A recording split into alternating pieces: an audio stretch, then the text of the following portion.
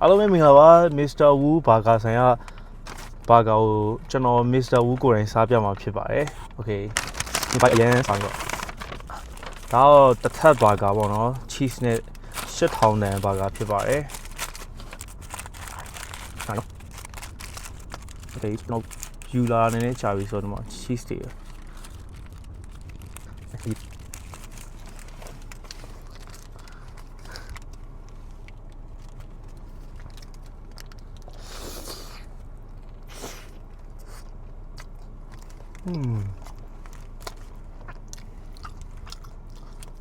အသားအကြီးပဲဒီမှာဆက်လက်ရွက်ရယ်တခွားသီးအချင်းတဲထားတဲ့ဟာရယ်ပြီးရင်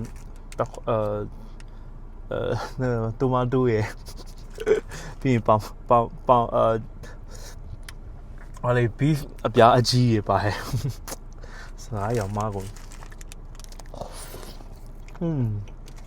这cheese ပြားမီးမြိုက်ထားတော့သူ့အနံ့လေးကထွက်နေပေါ့။ရင်းစားကောင်းပါလေ။ကိုယ်တိုင်လုပ်ထားတော့ကိုငရှင်ကိုချင်တာပေါ့နော်။ဟောလာစားကြပါဦး။ Bye bye